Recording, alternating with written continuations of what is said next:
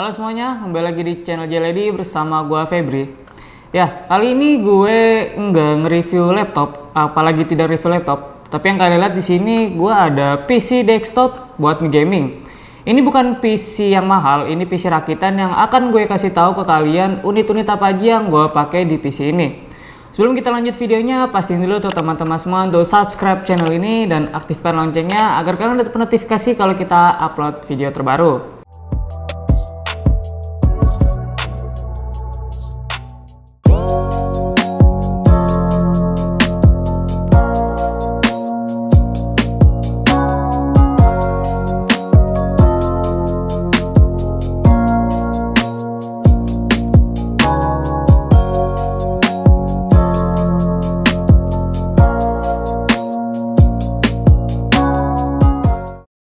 Oke, kelengkapan unit apa aja sih yang di sini yang gue pakai? Yang pertama di sini ada monitor Samsung Curve 24 inch 1920 x 1080 Full HD IPS monitor with Radeon FreeSync yang mempunyai beberapa fitur yang bagus. Dari kelengkapan layar 1080R membuat pengalaman kita bermain game maupun menonton film lebih nyaman. Dilengkapi juga dengan mode A-Saver, teknologi flicker free Samsung, dan eco saving yang membuat makin nyaman dengan monitor ini. Kualitas gambar yang bagus dilengkapi dengan AMD FreeSync yang membuat pengalaman main game lebih halus sempurna. Asik. Monitor ini juga udah enak banget. Layar yang ditampilkan udah bagus menurut gue. Buat gaming udah enak. Apalagi buat ngerjain apapun dengan layar ini sangat mendukung kegiatan apapun. Oke, sekarang kita masuk ke bagian PC desktopnya. Di bagian PC desktop ini banyak banget unit-unit yang bakal gue jelasin. Mungkin yang pertama, unit pertama ini yang bakal gue jelasin di sini adalah motherboard. Di sini gue menggunakan motherboard dari ASRock H110M DV yang mempunyai soket LGA 1151. Yang sama seperti PC gue yang kemarin yang gue review kemarin tuh. Kalau kalian belum nonton, bisa kalian klik di atas biar bisa kalian nonton juga. Soket ini support Intel generasi ke-7 sampai ke-6. Lalu memorinya support dual channel DDR4 2400 dan 2133. Mempunyai dua slot DDR4 DIMM memory slot, support up to 32 GB. Dan mempunyai dua slot PCI Express 2.0 dan satu slot PCI Express 3.0. Dan pastinya banyak sekali port-port I/O yang dapat kita gunakan sesuai dengan kebutuhan. Oke, yang selanjutnya di sini bagian prosesor. Prosesor yang dipakai di sini menggunakan Intel Core i7 6700K yang memiliki 4 core 8 thread dan base clock 4 GHz dengan max turbo 4,2 GHz. Untuk kalian yang tidak tahu, penambahan huruf K pada prosesor ini menandakan bahwa prosesor unlocked multiplayer. Bisa di overclocking tapi menggunakan motherboard seri Z, ya contohnya kayak Z590 atau Z490 atau mungkin motherboard seri-seri yang bisa di overclocking. Dan penggunaan sehari-hari masih bisa buat ngegame, buat desain grafis ini masih sangat bisa. Ya walaupun harganya terbilang cukup mahal, tapi sebandinglah dengan performa yang diberikan pada prosesor ini. Oke, selanjutnya di sini bagian graphic card yang gue gunakan di sini menggunakan Nvidia GeForce GTX 1060 6GB GDDR5 yang mempunyai CUDA core sebesar 1280 dan base clock 1506. GPU ini banyak sekali teknologi seperti Nvidia G-Sync, VR Ready, dan masih banyak yang lainnya. Nanti kalau gue lampirin di sini. GPU ini udah cukup enak banget buat main game open world yang punya grafis yang bagus. Ya seperti Assassin's Creed atau Nioh, game baru-baru ini yang dirilis dan sejenisnya. GPU ini bakal gue coba untuk bermain game. Yang tadi gue katakan gue bakal coba main game Assassin's Creed sama Nioh.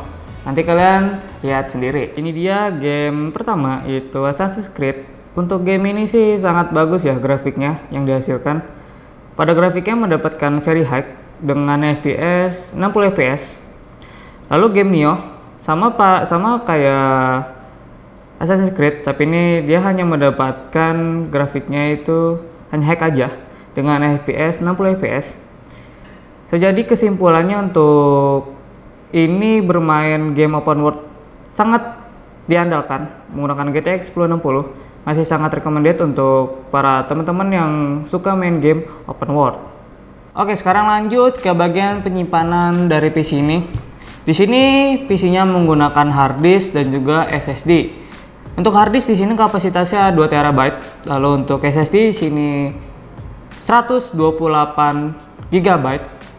Kenapa di sini ada 2 penyimpanan? Karena di sini SSD-nya hanya penyimpanan dari OS maupun install-instalan software PC lainnya. Lalu hard disk hanya untuk penyimpanan data-data yang dibutuhkan saja. Jadi untuk kayak data-data dari Word atau data-data sejenisnya itu dimasukin ke hard disk, nggak disatuin dengan SSD. Bukan hanya kapasitas saja yang besar, tapi di bagian memori yang digunakan dari PC ini menggunakan DDR4 16 GB 1200 dual channel yang udah gue katakan di awal. Untuk bagian memori ini mempunyai 2 slot DDR4 yang support sampai 32 GB. Yang gue rasakan menggunakan RAM 16 GB di PC ini sih, wah gila sih.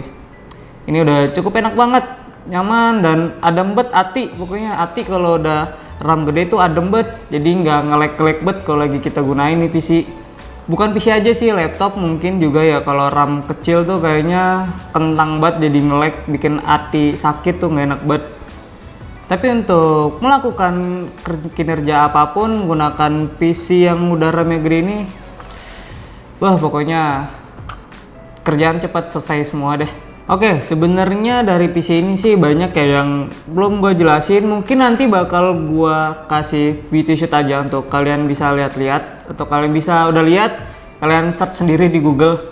Tapi kesimpulannya di sini setelah gue menggunakan PC ini sih ya enak aja sih, nyaman-nyaman aja dengan prosesor yang cukup dengan Intel Core i7 generasi ke-6 yang sudah kencang, ditambah dengan prosesor ini seri K yang bisa di overclocking, yang menambah performanya bisa kita tingkatkan lagi.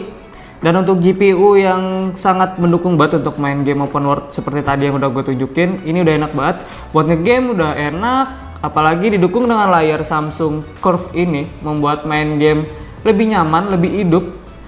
Dan untuk harga yang dipatok yang udah dirakit ini sih, PC yang udah dirakit ini harganya kurang lebih ya 8 jutaan. Itu sih yang udah gue list, kira-kira segitu harganya. Ya cukup lah untuk melakukan segala sesuatu yang kalian inginkan. Oke, gitu aja review, bukan review sih ya, gitu aja yang udah gue kasih tahu ke kalian dari komponen-komponen PC yang ada di sini. Dan untuk monitor Samsung ini, kalau dari kalian ada yang sedang nge-build PC, bisa kalian tulis di kolom komentar spesifikasi apa aja dan unit-unit komponen-komponen apa aja yang kalian gunakan. Oke, gitu dari aja gue Febri. Like kalau kalian suka dengan video ini, dislike kalau kalian tidak suka. Sampai ketemu di video-video selanjutnya. Bye bye.